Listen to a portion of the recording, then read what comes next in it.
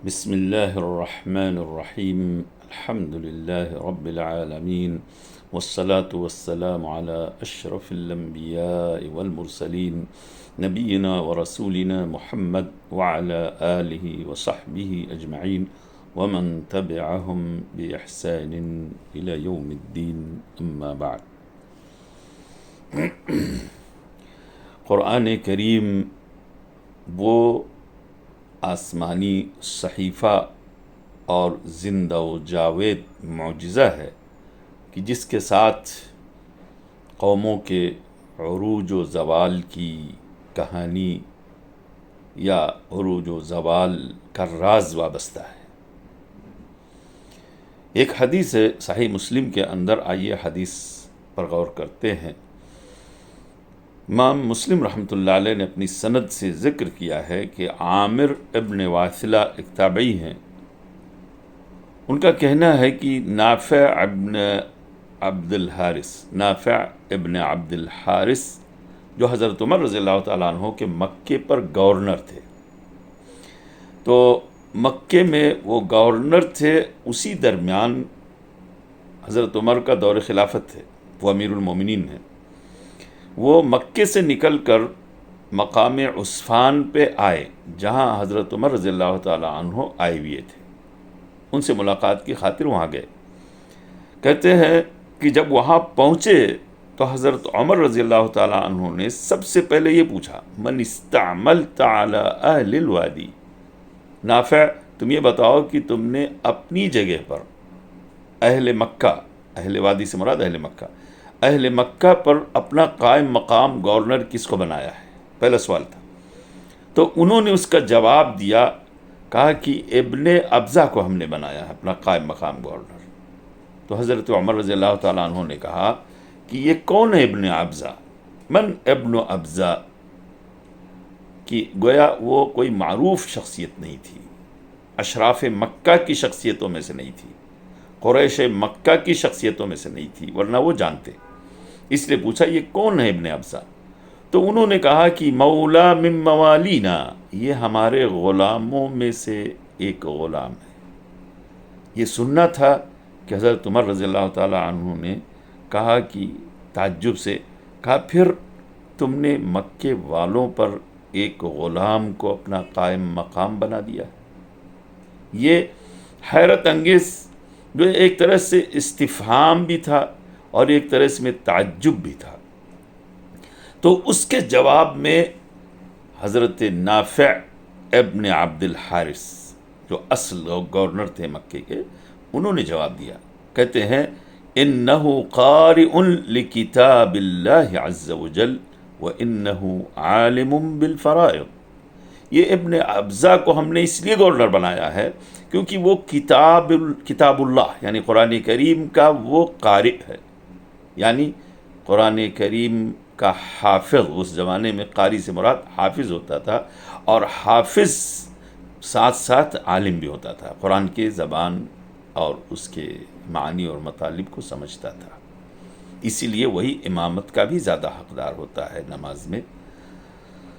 یہ الگ مسئلہ ہے، آگے آتے ہیں. کہنے لگے کہ وہ کتاب اللہ کا قاری ہے اور عالم بالفرائض ہے، اور علم فرائض یعنی یہاں علم فرائض مراد علم میراث ہی نہیں بلکہ تمام احکام شریعت، جس سے کہ انسان کے اوپر جو شریعت کے احکام ہیں، جو واجبات ہیں، جو فرائض ہیں، ان کو جانے. تو کہا وہ احکام شریعت کے عالم بھی ہیں، یعنی فقیہ ہیں. یعنی ایک طرف عالم قرآن ہیں، دوسری طرف فقیہ دین بھی ہیں، فقیہ شریعت بھی ہیں.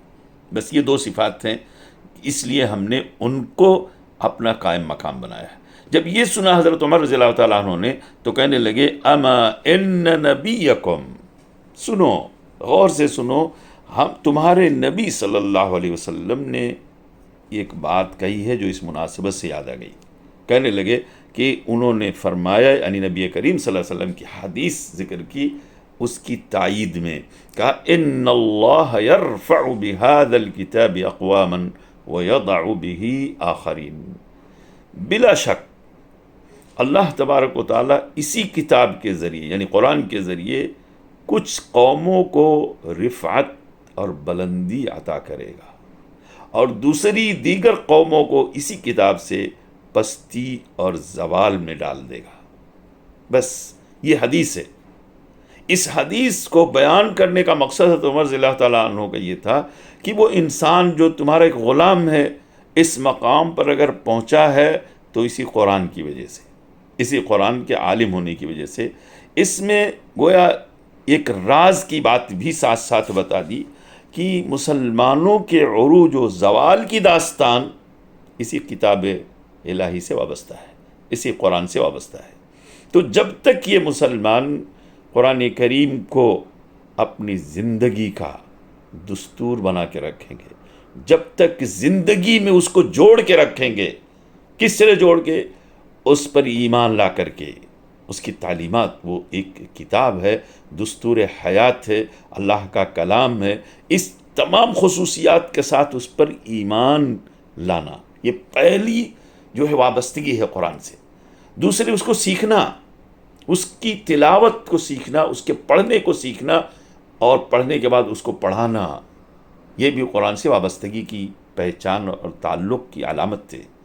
تیسرے، اس کے معنی اور مطالب کو سمجھنا، اور معنی اور مطالب کو سمجھ کر اس پر عمل کرنا، اور اس کے بعد دوسروں کو بھی یہ کتاب سکھانا، اس کتاب کو دوسروں کو بھی سکھانا۔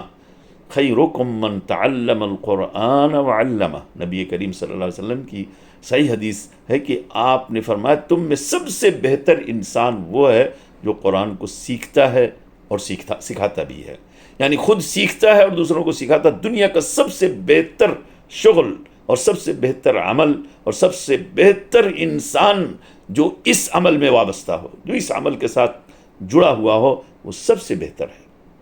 اس لیے نبی کریم صلی اللہ علیہ وسلم نے گویا اس حدیث کے ذریعے جو ہے یہ راز بتا دیا کہ مسلمان قوموں کی بلندی کا راز قرآن کریم ہے، اور ان کی پستی کا راز بھی قرآن کریم ہے۔ جب قرآن سے لگے رہیں گے، قرآن سے جڑے رہیں گے، قرآن سے تعلق وابستہ رہے گا، تو یہ رفعت اور بلندی کی طرف ہی جائیں گے، اور جیسے ہی قرآن سے پیچھا چھڑائیں گے ویسے ہی پستی اور زوال کی راہ پر پڑ جائیں گے، اور پستی اور زوال ان کے قسمت میں لکھ دی جائے گی۔ اب تاریخ پہ غور کر لیجئے، یہ امت مسلمہ جب تک قرآن کے ساتھ زندہ رہی ہے، جب تک قرآن کو اپنا دستور مان کے اس دنیا میں رہتی رہی ہے، اس وقت تک عروج، کامیابی، فتح، کامرانی، جو چاہیے کہہ لیجئے، اس کے قدم چومتی رہی ہے۔ جدھر نکلے ادھر فاتح ہو کر کے نکلے، اور جیسے ہی قرآن سے پیچھا چھوڑا لیا، جیسے ہی قرآن کو اپنی زندگی سے دور کر دیا، ویسے ہی اللہ تعالیٰ نے ان کے اوپر ذلت اور رسوائی مسلط کر دی۔ اللہ تعالیٰ ہم سب کو قرآن کی طرف رجوع کرنے کی توفیق عطا فرمائے، آمین۔ والسلام علیکم ورحمۃ اللہ وبرکاتہ۔